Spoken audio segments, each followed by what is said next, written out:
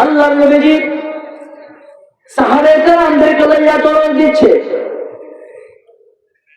হাদিস বর্ণনা করতেছে। এমন সময় একজন মহিলা সাহাবী নবীর কাছে আসলো, একখানা চাদর মোবারক লইয়া। ওই চাদরটা ওই মহিলা সাহাবী নিজে হাতে সেলাই করছে, নকশা করছে, কারুকার্য করছে। নকশা কারুকার্য করে মহিলা সাহাবী নবীর কাছে ওই চাদর মোবারকটা নিয়ে আসলো। আয়েশা কই, মায়ের নবী, দয়াল নবী গো, এই চাদর মোবারকটা আমি আপনার জন্য নিজ হাতে সেলাই করে নকশা করে আপনার জন্য হাদিয়া হিসাবে নিয়ে আসছি। নবী আপনার জন্য হাদিয়া নিয়ে আসতাম, নবীকে যদি গ্রহণ করতেন।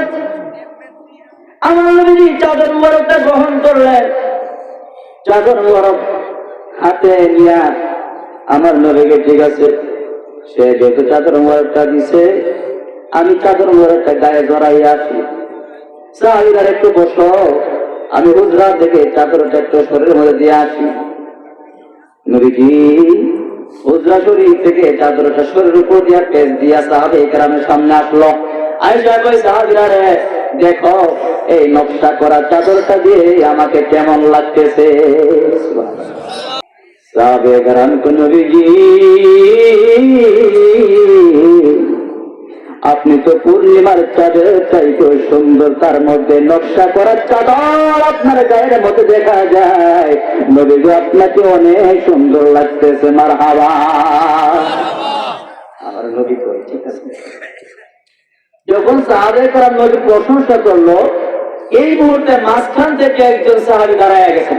দাঁড়ায় কই, ইয়া রাসূলুল্লাহ, নবীজি এই চাদরটা যদি আমার হাদিয়া দিয়া দিতে। আরে আমি কেমন সাহাবীরা যারা আছে আশেপাশে, কত হইল, নবীরে মহিলা মহব্বত করে নিজে কারুকার্য করে সেলাই করে নকশা করে নবীর জন্য হাদিয়া নিয়ে আসছে, আর নবীও হাদিয়া নিল। আর তুমি মাঝখান দিয়ে নবীর কাছ থেকে হাদিয়াটা চাইলা কেমনে? আর নবীও চাইতে দেরি, সাহাবীরা দিতে দেরি করে নাই। সুবহানাল্লাহ, এমন নবী, আহা, নবী দিয়া দিছে, নবী দিয়া দিছে। হ্যাঁ, কেন? আমার নবী এমন নবী, নবীর কাছে যদি কেউ কোনো জিনিস চাইছে, নবী কোনোদিন না শব্দ ব্যবহার করে নাই। সুবহানাল্লাহ, নবীজি দিয়া দিছে। সাহাবীরা কই, তুই কাজটা করলি কি? নবীর জন্য তো মহব্বত করে চাদর মুবারকটা নিয়ে আসছে, তুই কেমনে নবীর মুখে মুখে তুই চাদরটা ছায়া ফেললি, আর নবীও করে চাদরটা দিয়া দিছে। এই কাজটা ভালো করস নাই, ঠিক করস নাই। সাহাবায়ে কেরাম চতুর্দিক দিয়ে তারে অনেক ধরনের ঝাড়ি দিচ্ছে, ধমক দিচ্ছে। এবার ওই সাহাবী লজ্জায় পড়ে গেছে। লজ্জায় পড়া দাঁড়াইয়া তো, নবী গো, ও মায়ার নবীজি, কোন কারণে আপনার কাছ থেকে আমি চাদরটা গ্রহণ করছি, আমাকে যদি একটু বলার সময় দেন গো নবী, আমি আমার মনের কথাটা বলতে চাই। আমার নবীকে সাহাবীরা, থামো, সে কোন কারণে চাদর মুবারকটা গ্রহণ করছে, দেখি কেন নিছে, কেন নিছে তাকে একটু বলতে সময় দিলাম, তুমি বলো। এবার নবীর সাহাবী কয়, ইয়া রাসূলুল্লাহ, ইয়া হাবিবাল্লাহ, নবী গো, আমার এলেম নাই, আমল নাই, বিবেক বুদ্ধি বলতে কিছু নাই, আমার আমল আখলাক বলতে, সম্বল বলতে কোনো কিছুই নাই। আমি যখন মারা যাব,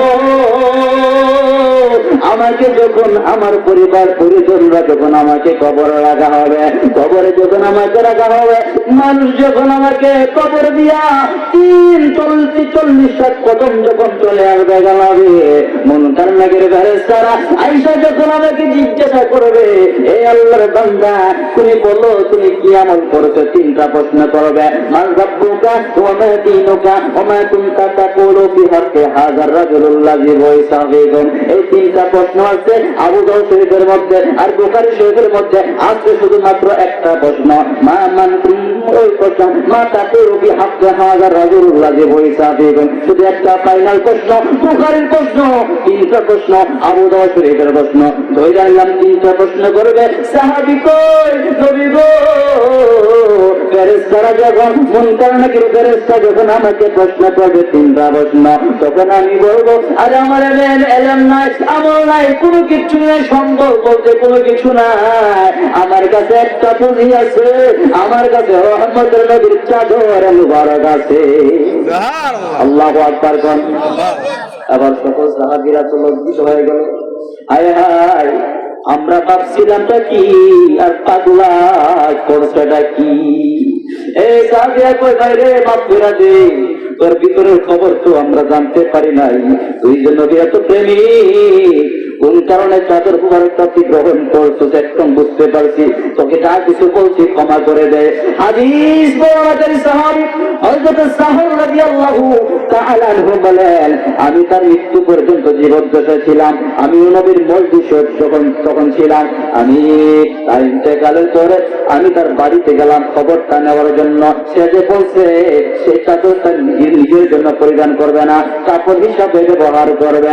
আমি তখন তার বাড়িতে গেলাম, তার ইন্তেকালের পরে দেখতে পাইলাম তারা উলাপরা সুন্দর করে সেই চাদর মুবারকটা একটা জায়গার মধ্যে রেখে দিয়েছিল। কোনদিন সেই চাদর মুবারকটা সে গায়ে পরিধান করেন নাই। তার ইন্তেকালের পরে সেখান থেকে নবীর চাদর মুবারকটা আইনা তার কাপন দিল। দুনিয়ার তোমার কি সাদা কাপড় দিয়া তাকে কাপন করায় নাই, আমার পেয়ারা নবীর সেই চাদর মুবারক দিয়া কাপন দিয়া তাকে দাফন করছে। জোরে জোরে বলুন আল্লাহু আকবার।